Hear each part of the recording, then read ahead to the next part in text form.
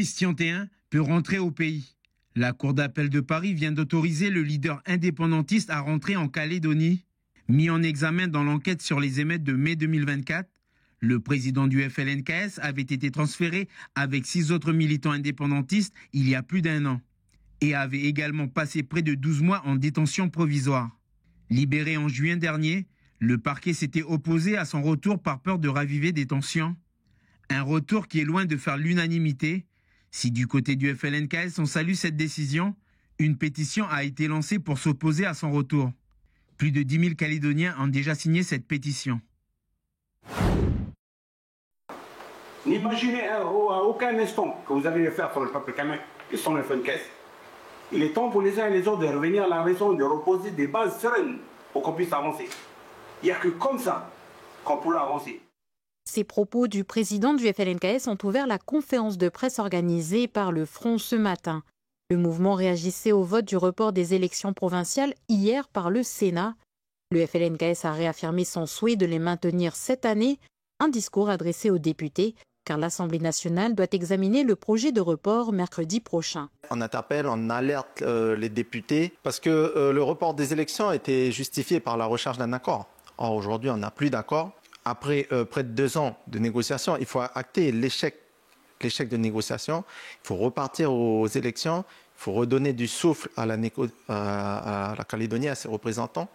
Redonner une légitimité aux gens à travers la voix du peuple. Et que les futures personnes qui négocieront pour la Nouvelle-Calédonie auront justement la légitimité des urnes, ce qui n'était pas le cas depuis 1 an. Pour le Front, le maintien des provinciales doit permettre de partir sur des bases plus sereines pour relancer les discussions. Des discussions qui pourraient peut-être avoir pour base le projet d'accord politique de Deva. C'était vraiment une bonne avancée qui d'ailleurs avait été acceptée. Donc nous on le regrette, ce projet de souveraineté avec la France était un bon compromis entre ceux qui voulaient l'indépendance et ceux qui voulaient rester dans la France. Et ça a été rejeté par les loyalistes et les républicains.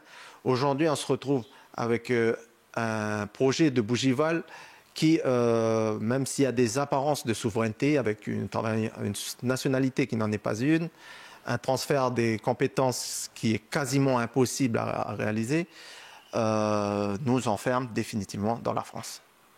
Le FLNKS va poursuivre son travail de lobbying auprès des parlementaires pour les convaincre d'empêcher le report des provinciales et la mise en œuvre de l'accord de Bougival.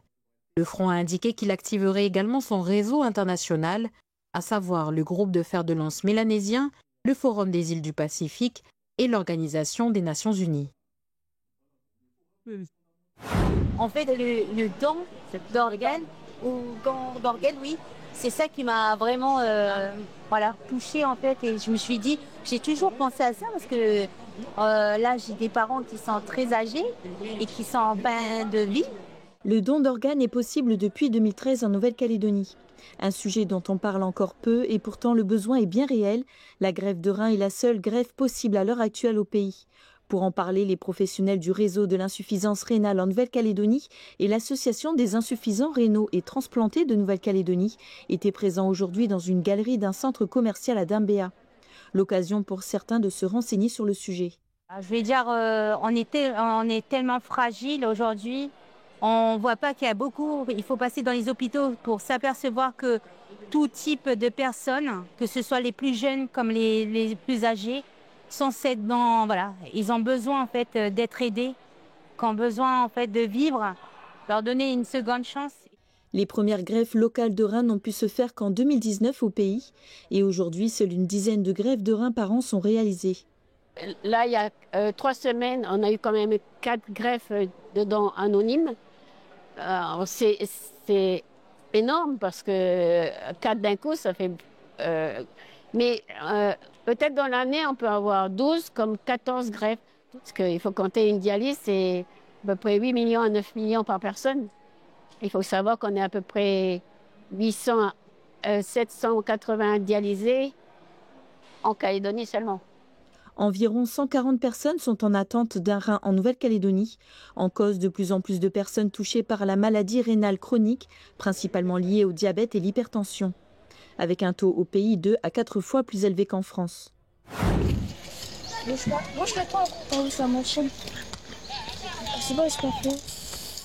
Bon, les gars, quand c'est noir, il n'y a pas plus noir que noir. Hein. Vous pouvez pas, si c'est noir, ça va faire de remettre encore une couche. Bon, vous n'allez pas mettre des tas de couches, sinon ça va couler. Cette semaine, un chantier graffiti pour le moins imposant a eu lieu au cœur du village de Poindimy, sur le mur de soutènement de l'école primaire. Et pour mener à bien ce projet, la municipalité a fait appel à l'artiste et professeur d'art plastique Will Nero. Ben là, il fait 28 mètres, à peu près 30 mètres de long, sur 4 mètres de haut par moment, là où il y a les escabeaux, où il y a les filles là-bas. Ça fait 4 mètres 50 de haut déjà. Ouais, c'est énorme comme mur. Là, pour le moment, ça va. On est dans les temps.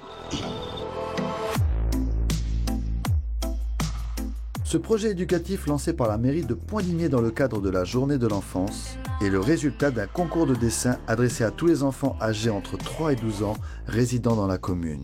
Mais aujourd'hui, ce sont exclusivement des collégiens de tout horizon qui avaient la lourde tâche de réaliser cette fresque murale. Du coup, là, on a comme des parts de cubes et on fait des couleurs éloignées pour bien les ressortir. Ça permet de rencontrer de nouvelles personnes et de sortir un peu de la maison. J'arrive à faire l'arbre avec les calculs, tout ça, conjugaison, maths, pour assister à faire les cours, tout ça, pour qu'ils apprennent mieux à l'école. Donc là, on a mis un peu de couleurs, on a mis des animaux, on a mis des lettres et des chiffres. Ça va leur permettre aussi de compter, de lire l'alphabet, voilà. Des trucs un peu plus ludiques aussi sur les murs. Ce projet éducatif ne s'arrête pas là. Il sera même prolongé tout au long de cette fin d'année. Il est prévu par la suite que les graffitis soient étendus à l'intérieur de l'école publique du village.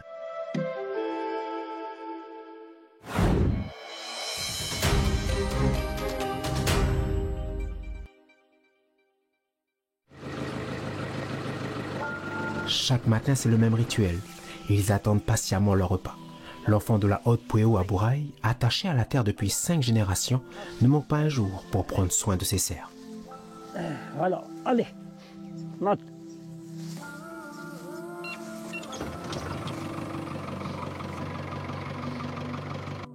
Autrefois abatteur de forêt, il est désormais à la retraite. Il consacre la majeure partie de son temps sous l'ombre d'un arbre à restaurer les crosses de fusil, un savoir-faire hérité de son père.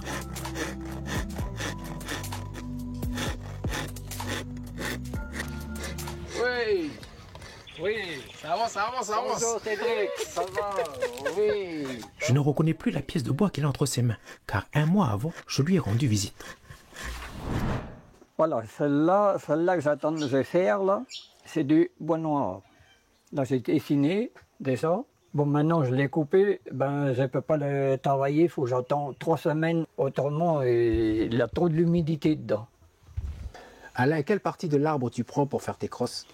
Je prends l'aubier de l'arbre.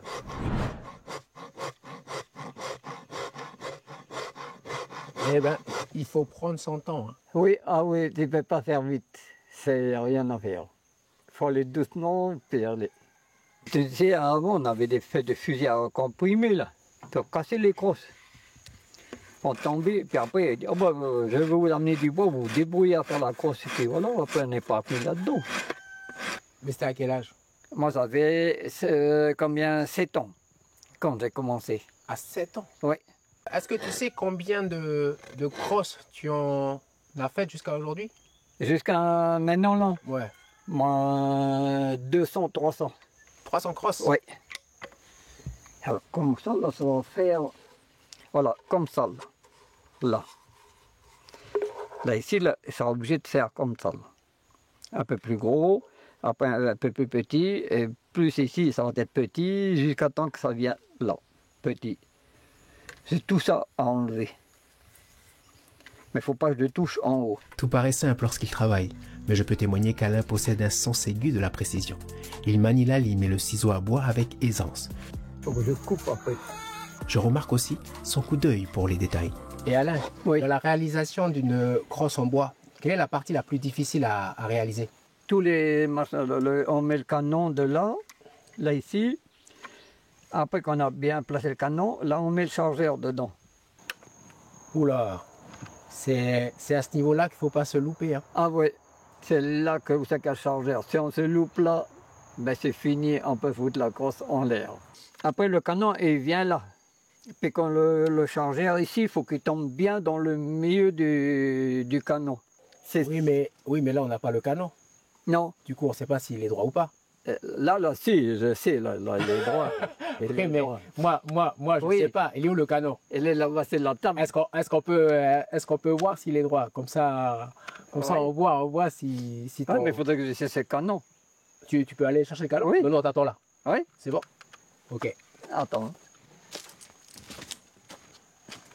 On va checker, on va vérifier. Mais franchement, de passer ça, vous voyez, ça à ça, franchement, chapeau, tire mon chapeau. Ah, voilà. Alors, le verdict. Bon, voilà. Je mets le fusil dedans. Voilà. Comme ça, ça y est, il est dedans. Maintenant, je tourne et je mets le chargeur. Voilà. Là, puis si je serre, ben voilà. Après, là, on ne peut plus bouger le canon. Puis là, au moins, quand je vais bien faire, ben ça, j'y mets, c'est droit. Et là, voilà. tout est droit. Oui. Ça, oui. Eh ben, toi tu...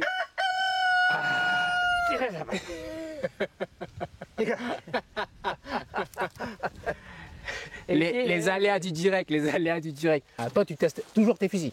Oui, oui. Quand c'est fini? Oui. Toujours, je ne laisse pas de cartouche dans le fusil. Ah non, non, non.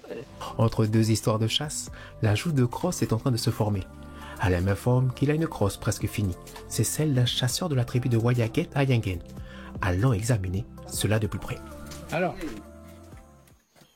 Ah ouais. Oh, alors. Ah ouais. Cette crosse, elle est faite avec du taminga. Chapeau. Sur du bois de forêt. Ah, c'est un beau fusil maintenant. Là, celle-là, elle est finie. Je n'aurais jamais imaginé une telle finition. Quoi qu'il en soit, le chasseur de la vallée sera ravi de retrouver sa longue portée flambant neuve pour de nouveaux coups de chasse. Les doigts d'or de la Haute-Pueo n'ont pas fini de faire briller les crosses endommagées. Ben, magnifique. Hey. Voilà. Attention, hein. Voilà. Attention.